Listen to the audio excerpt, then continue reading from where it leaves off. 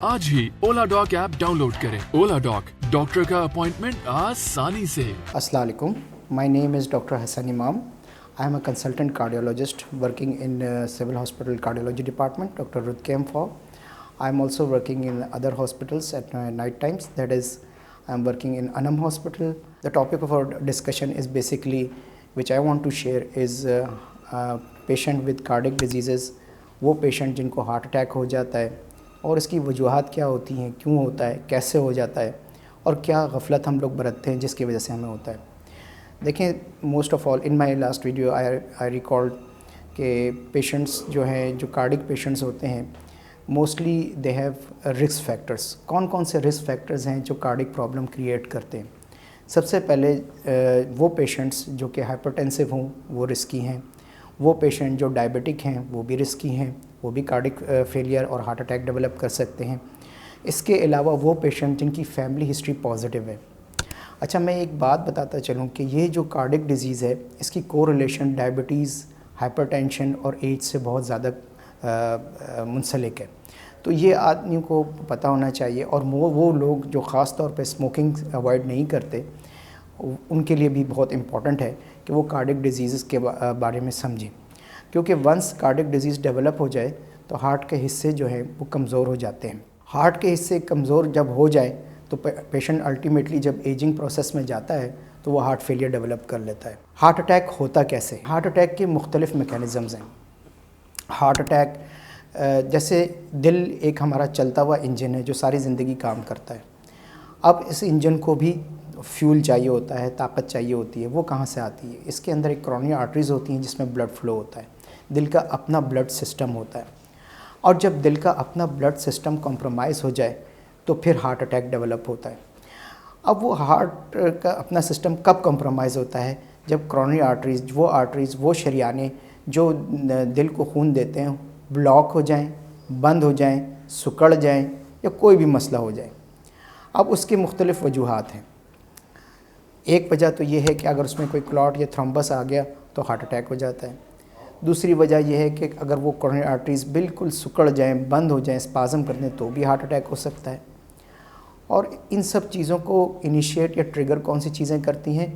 आपकी वो चीज़ें जो सेडेंटरी लाइफस्टाइल है, आपका अच्छी डाइट ना होना, आपका क्या कहते हैं, स्मोकिंग और फिल्थी हैबिट्स वगैरह अगर आपके पास हैं तो अब उस वजह से भी आप डेवलप करते हैं। बल्कि अब तो हैबिचुअल लाइफ एंड नींद के बारे में भी आ गया कि sleep is also very important, specially 6 hours of sleep at night. देखें, over stress is cause of all problems. वो पेप्टिक अल्सर डिजीज़ भी कॉज करती है, वो कार्डिक डिजीज़ भी कॉज करती है, वो हाइपरटेंशन भी कॉज करती है, सब कुछ करती है।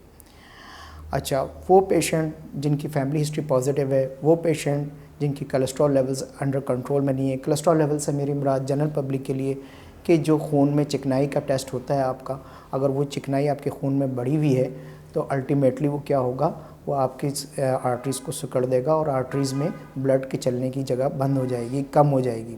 तो आपको ये भी सोचना चाहिए कि ये आपके कोलेस्ट्रॉल लेवल कैसे हैं। तो ये कोलेस्ट्रॉल बढ़ता कैसे है, आता कैसे है, वो डिपेंड करता है आपकी डाइट पे। अगर आप ट्रांस सैचुरेटेड फ़ैट्स, जिसमें ज़्यादा फ़ैट्स हों और सैचुरेटेड फ़ैट्स हों, वो वाली डाइट लेंगे तो आपको आपके खून में कोलेस्ट्रॉल की मिकदार बढ़ जाएगी।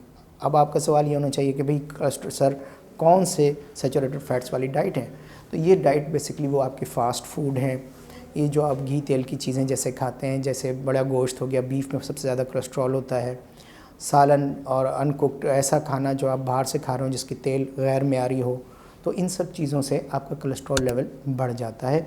और कोलेस्ट्रॉल अल्टीमेटली आपको कॉज करता है hypertension, which ultimately can give you rise to heart attack. अब हार्ट अटैक रोकने के लिए अगर आप ये सारी चीज़ें जो मैंने अर्लियर अपनी वीडियो में बताई थी, जैसे एक्सरसाइज, सॉल्ट इनटेक कम करना, ये सारी चीज़ें करेंगे तो उससे आपको हार्ट अटैक के चांसेस कम होंगे। दूसरी चीज़ क्या है, वंस अगर किसी ने हार्ट अटैक डेवलप कर लिया है तो उसको क्या करना चाहिए? एट वंस अगर हार्ट अटैक हो जाता है तो प्राइमरी पीसीआई कहते हैं हम लोग, यानी प्राइमरी एंजियोप्लास्टी। अमेरिकन्स ये कहते हैं कि जो प्राइमरी एंजियोप्लास्टी जितनी जल्दी होगा उतने जल्दी उस आदमी का दिल बचेगा। ठीक है, उसके दिल के जो मसल्स बचेंगे। आप ऐसे सोचें, अगर किसी पाइप में कचरा फंस जाए तो पानी आगे तक नहीं जाता और वो ज़मीन सैराब नहीं हो पाती। इसी तरह अगर कोरोनरी आर्टरी ब्लॉक हो जाती है या दिल का शरियाना ब्लॉक हो जाता है तो दिल के मसल्स को खून नहीं मिलता और वो बंजर होना शुरू हो जाती है। एक दफ़ा दिल के मसल्स बंजर हो जाएं, एक दफ़ा दिल के मसल उनमें स्कीमिया और इन्फेक्शन डेवलप हो जाए तो आप जितना मर्ज़ी उसको सैराब करते रहे वो ठीक नहीं होती और उस आदमी के उस दिल का वो हिस्सा कमज़ोर ही रह जाता है सारी ज़िंदगी। तो आप इसको रोकने के लिए अगर जितनी जल्दी आप इसका इलाज कराएंगे उतने जल्दी आपको फ़ायदा होगा। जब पेशेंट को हार्ट अटैक होता है तो प्राइमरी एंजियोप्लास्टी जब की जाती है तो वो 2 तरीके से होती है, या तो हम बैलून डाल के खोल देते हैं वो शरियाने जो कि बंद हैं आपके उसकी जिसकी वजह से आपको प्रॉब्लम हो रही है, और उसमें हम स्टेंट डाल देते हैं। अच्छा, कहानी यहाँ ख़त्म नहीं होती। स्टेंट एक दफ़ा डल गया, आपके सिम्टम रिजॉल्व हो गए, आप बेहतर हो जाते हैं। अब मेन चीज़ होती है मेंटेनेंस हर चीज़ की ज़रूरी है। दिल जिस्म आपका एक गाड़ी के मानंद है। गाड़ी का इंजन जितना अच्छा होगा उतना अच्छा वो गाड़ी चलेगी। इसी तरह इंसान के जिस्म का इंजन और पंप दिल है। तो इंजन की मेंटेनेंस बहुत ज़रूरी है और दिल की मेंटेनेंस बहुत ज़रूरी है। जब ये स्टेंट आपके दिल के शरियानों में लगते हैं तो इनका खुला रहना बहुत ज़रूरी है। और उनका खुला रहना ज़रूरी किस तरह हो सकता है कि जब आप अपनी दवाएं लें। दवाएं कौन सी? वो दवाएं जो खून को पतला करती हैं और स्टेंट को खुला रखती हैं। वंस आप वो दवाएं लेंगे तो आपके दिल की जो स्टेंट है, दिल के जो शरियाने में जो स्टेंट डाले गए हैं वो हमेशा खुले रहेंगे। और ज़रा सा भी आप अगर गफलत बरतेंगे तो आप फिर परेशानी उठाएंगे, स्टेंट बंद हो सकता है, स्टेंट में थ्रोम्बस फंस सकता है और आप परेशान रहेंगे। दूसरी चीज़ मॉनिटरिंग बहुत इंपॉर्टेंट है। आपको ओपीडी में अपने कार्डियोलॉजिस्ट जिसको भी आपने दिखाया आप उसको ज़रूर दिखाएं और आप उसको मॉनिटर करते रहें आफ्टर एवरी 3 मंथ 2 मंथ जो भी है, ताकि आपके मसाइल आप देखें कि अगर आपके सिम्टम्स एक्स्ट्रा डेवलप होते हैं, आपका पेन रिजॉल्व नहीं हो रहा, कोई नया सिम्टम्स डेवलप हो तो आप फ़ौरन रजू करें नियर बाई कार्डियोलॉजिस्ट से। आई थिंक कार्डिक के हवाले से और स्टेंट के डिप्लॉयमेंट के हवाले से और स्टेंट की मेंटेनेंस के हवाले से मैंने बताया आपको। आप अब इस पर गौर करें, इस पर ज़्यादा और इसको सीरियस लें, क्योंकि अगर दिल है तो सब कुछ है। बाकी चीज़ें आप मेरे नेक्स्ट वीडियोज़ में देख लीजिएगा, और जो कोई क्वेरी हो आप मुझसे अनम हॉस्पिटल में आके मिल सकते हैं। Thank you. पाकिस्तान के टॉप डॉक्टर्स के साथ अपॉइंटमेंट बुक करें, वो भी पेशेंट फीडबैक देखते हुए। आज ही ओला डॉक ऐप डाउनलोड करें। ओला डॉक, डॉक्टर का अपॉइंटमेंट आसानी से।